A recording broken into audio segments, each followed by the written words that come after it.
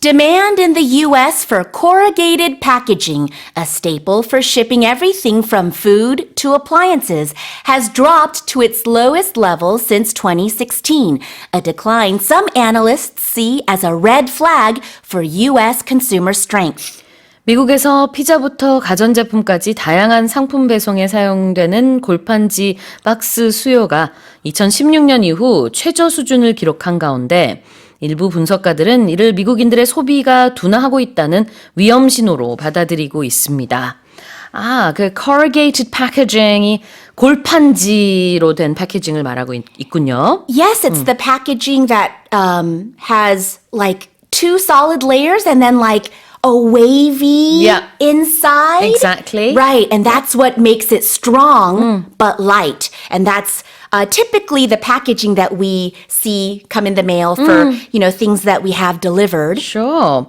Well, the fact that less and less people in America are using this means what? What do we know from this? So we're going to be talking about boxes, and you might think, boxes? Why are boxes important? But here, by these measures, we're using boxes to talk about the economy. Okay. So when fewer and fewer people are buying or needing these corrugated cardboard boxes, what we're thinking here is that people are buying less. Right. People are ordering less online. People are buying fewer refrigerators and, clothing items and appliances. And so this is a bad sign. Right. This is a red flag for the economy. Especially for shipping. 택배에 있어서 이런 카드보드 박스가 덜 사용된다라는 것은 아마 택배 자체가 물량이 많이 줄거나 수요가 줄었다는 뜻으로 해석이 될 것 같아요. It says here that the corrugated cardboard packaging is a staple for shipping things in America. Right. So a staple, it's the same word as when we use a stapler at the desk to put our papers together. But a staple in an economy is something that is a basic item. Yeah. We use it often to talk about food items. A staple is something that is a basic unit. So it's not just food, because we've heard this word for food before, but this time it's not anything about that. It's just, as you said, something regarding deliveries and buying products online or offline or whatever it might be. 자, 여기서 말하는 이제 staple이라는 것은 주요 상품이 되겠네요. 그래서 우리가 보통은 주식 할 때도 staple을 쓰지만 이제 이런 필수품, 주요 상품이라는 의미가 있다는 거 기억해 주시고요. And as you said earlier on, it's a red flag for U.S. consumer strength. Right. It's a red flag. That means it's a warning sign. It's a bad sign. Yeah. It's a bad signal. It is a something that shows that there might be bad news in the future. So a red flag in a relationship can also mean that you should stay away from somebody. Here, the number of boxes that people are ordering has gone down, and so this is a red flag, perhaps, for the U.S. economy. We should also say that the numbers were very high during the COVID pandemic. Of course. And so people, also here in South Korea, were ordering everything online, from food to everything, clothes, hand sanitizers. Now that the pandemic is not with us, the amount of shipping box demand has also gone down. Yeah. And also, we should say that it's also because companies are using different types of boxes. If you order something, now I think they try to make it a little bit more eco-friendly and fit the item. And that's why these old-style cardboard boxes are perhaps not as much in demand. Yeah. A red flag 하면은 위험 신호라는 뜻이 있어서 이렇게 미국에서 골판지 박스, 카드보드 박스의 수요가 줄어들었다는 게 사람들이 물건 자체를 좀 덜 사는 게 아니냐라는 위험 신호로 해석이 되기도 하지만 그 이면에는 또 여러 가지 친환경 소재를 쓰는 것도 있을 수 있고 또 워낙에 코로나 때 많이 사람들이 주문을 했었기 때문에 그때에 비해서 지금은 덜 주문한다라는 어떤 상대적인 해석도 나올 수 있고요. 좀 다양하게 해석이 가능할 것 같네요. You said earlier on that red flag is an expression used for relationships. Oh, yes. So I think especially when you're not quite at that dating phase yet, where you're trying to check the other person out. Right. Or maybe you are dating, you know, and you're not married yet, for example. And your friends might go, you know what, I noticed some red flags because he or she did this. Then you might want to rethink a future with this person. Right. So I remember years ago, oh my goodness, this is such an old example, but Oprah, my favorite talk show host, Oprah did a show about women who had seen red flags in their relationships, but still went and got married, and then they regretted it. So red flags in relationships, this is something we say if you see something bad that the person does, often we might ignore these red flags. Exactly. On the flip side, these days we also use the term green flag. Oh, really? Especially in relationships when somebody is kind, somebody is on time, somebody is sweet and friendly. Yeah. You know, that might be a lot of green flags I like that. about a person. All right. Well, if any of our listeners are currently dating and are not sure whether they should move this forward, look for those green flags. Right. And that'll be your sign to progress. Maybe, But yeah. if there are many red flags, maybe think again. Maybe this will become a relationship advice segment. Right. 자, 그럼 다시 한번 헤드라인 읽어보겠습니다. Demand in the US for corrugated packaging, a staple for shipping everything from food to appliances, has dropped to its lowest levels since 2016, a decline some analysts see as a red flag for US consumer strength. Let's move on to our next headline. Paris Saint-Germain's Ousmane Dembele has claimed his first Ballon d'Or after scoring 35 goals and providing 14 assists in 53 matches last season, helping the team secure the Champions League, league title, and French Cup. 세계 최고권위 축구 시상식인 발롱도르의 남자 선수 부문에서 파리 생제르맹의 우스만 뎀벨레가 처음으로 수상했습니다. 그는 지난 시즌 53경기에 나와 35골 14도움을 기록하면서 팀 리그 1과 UEFA, 유럽축구연맹 챔피언스리그, 프랑스컵 등 3관왕이 되는데 공헌했습니다. 3관왕이라는 표현이 따로 영어에 있지는 않지만 그렇게 이제 여러 가지, 뭐 3가지 정도의 타이틀을 얻었다라고 할 때 그걸 하나하나 나열을 하면 돼요. 우리는 이제 콕 집어서 3관왕 이런 표현을 쓰는데 Let's have a look at sports news then. Yes. Yeah. So big news out of the world of soccer. Yeah. That, Ousmane Dembele, I had to practice his name. Ousmane Dembele has been crowned the newest winner of the Ballon d'Or. This is, of course, the highest individual annual honor given to the best men's soccer player or in areas outside of the U.S., footballer in the world this season. Korean football star Lee Kang-in is also a member of the Paris Saint-Germain, right? Yes, so that's how many Koreans will know PSG as being Lee Kang-in's team. Yes. Alright. 자, 그런데 여기서 이제 Ballon d'Or라고 하는 거, 이게 불어인데요.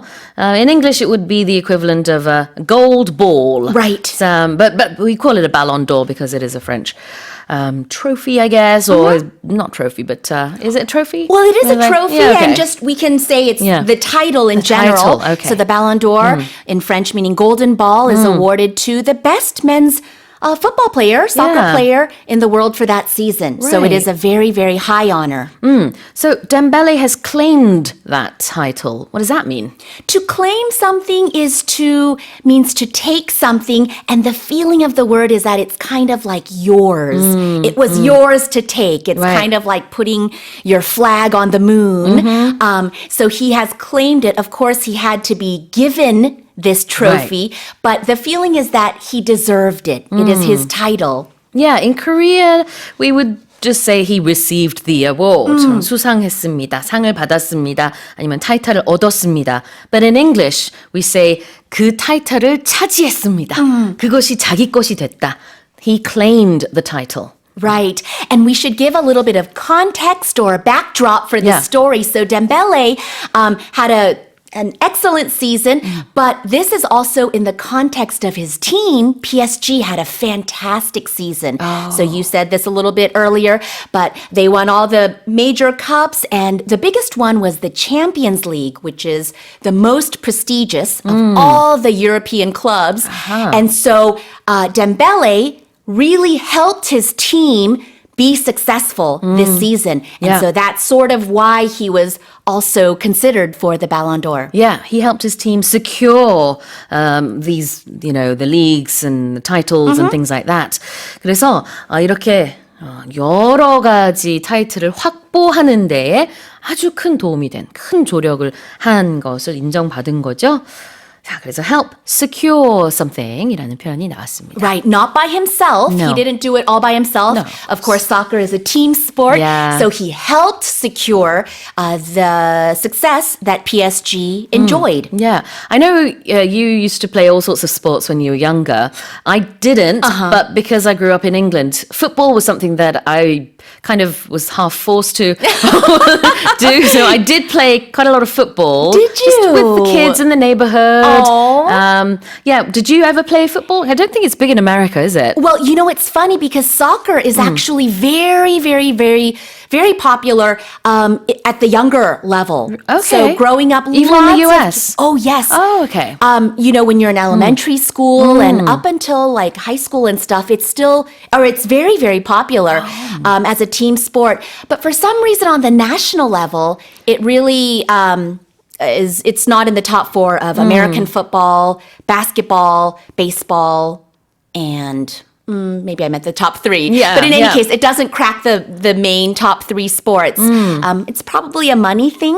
Okay, It's probably a money thing. interesting. Yeah. But that's why it's so interesting to see Son Heung-min go to LA and enjoy so much success and really bring the sport to a lot of new fans.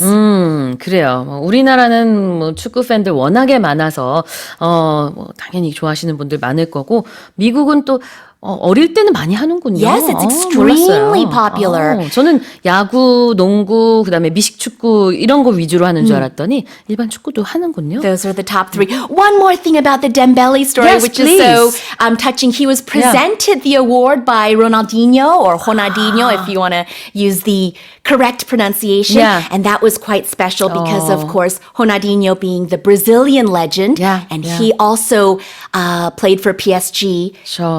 years ago. And so he presented the award to Dembele. And Dembele was very touched and emotional about How this. meaningful. 자, 다시 한번 읽어보겠습니다. Paris Saint-Germain's Ousmane Dembele has claimed his first Ballon d'Or after scoring 35 goals and providing 14 assists in 53 matches last season, helping the team secure the Champions League, league title, and French Cup. All right, on to our final story. Let's have a look. Researchers studying wild chimps in Uganda and Ivory Coast have determined that by consuming large amounts of fermented fruit, the apes take in the equivalent of about half a pint of beer a day. 우간다와 코트디부아르 두 지역의 야생 침팬지를 연구한 결과 침팬지들이 잘 익은 과일을 다량 먹음으로써 매일 맥주 반 파인트 정도에 해당하는 에탄올을 섭취하는 것으로 밝혀졌습니다. Tell us more, Janet. So, for this story, we go to Uganda and Ivory Coast.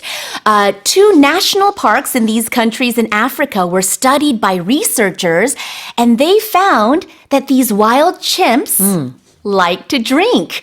That's sort of the headline, but actually what they did is they studied fruit that had fallen on the forest floor of these national forests, of these national parks, and they found that there's ethanol in the fruit that if fermented, when the fruit is very ripe, it turns into basically alcohol. Yes. And, these chimps, these chimpanzees are eating this alcohol, or excuse me, the fruit all day.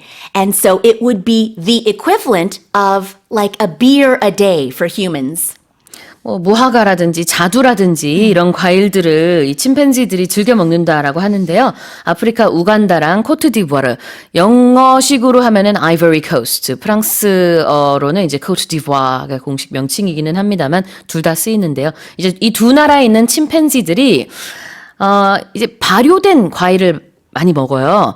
발효되다 보니까 그 안에 소량의 에탄올이 들어있고 근데 문제는 뭐냐면은 이 과일을 엄청 많이 섭취합니다. 그러다 보니 이게 단순히 에탄올 양만으로 봤을 때는 매일 맥주 한 잔, 한 400ml 정도 해당되는 그런 에탄올을 섭취하는 격이고 그다음에 이제 침팬지의 몸무게를 감안해서 생각하면 침팬지가 보통 45kg 정도가 된대요. 좀 가벼운 사람 정도의 느낌이잖아요. That's lighter than me. Oh my goodness, I thought they were heavier. 그래서 그 몸무게 대비 알코올 양을 비교하면은 그냥 그거보다 조금 더 건장한 인간이 칵테일 2잔 마시는 거 정도의 그래도 꽤 센 술을 마시는 거랑 비슷한 수준이라고 합니다. Right. It's important to note that chimpanzees eat a lot of fruit. Yeah, so that's they the eat point, about yeah. 5 to 10% of their body weight in fruit. Yeah, and so yeah. that's why even though it's a little amount of alcohol, it adds up to be quite a lot. Exactly. 그 각각의 과일에는 뭐 한 14g 정도밖에 안 되는 에탄올이 들어있지만 과일을 원체 많이 먹다 보니까 이게 누적이 되는 거죠.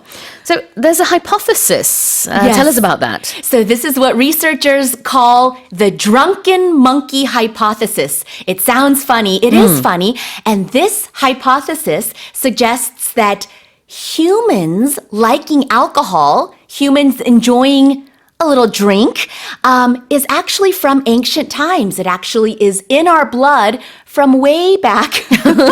Because the monkeys like being drunk. Right. So this hypothesis says that, you know, monkeys, chimpanzees Right. liked to drink, and maybe now, millions of years later, is why we, as a human race, also like to drink. 우리 인간이 술을 마시길 좋아하는 이유가 어쩌면 과거 우리 조상이니 원숭이 아니면 침팬지과의 동물들이 이렇게 에탄올을 평상시에 많이 섭취했기 때문이다라고 하는 취한 원숭이 가설이 있대요. 근데 그걸 뒷받침하는 연구가 되겠습니다. Right. And that's 재밌네요. called the drunken monkey hypothesis. All right. So let's have a look at two words here. Determine. Determine, here when you use it as a verb like this, it means to figure something out. Usually if you aren't sure what's going on, if you determine something, you look at all the facts of a situation and then you reach a conclusion. Exactly. Determine 하다라는 것은 무언가 확인하거나 알아낸다는 뜻이 있고 그 다음에는 take in. What's that? To take in is to consume, to put something into your body, into your mouth, into your bloodstream. Yep. It is to bring it in. 섭취한다는 뜻이죠. To take in. take가 정말 많이 쓰인다는 거 우리 방송 오래 들으신 분들은 아실 거예요. Yes. 아주 다양한 상황 속에서 사용되는데 여기서는 섭취하다, take in. Now, researchers studying wild chimps in Uganda and Ivory Coast have determined that by consuming large amounts of fermented fruit, the apes take in the equivalent of about half a pint of beer a day. All right, well, that's it for our 5 headlines with Janet Lee.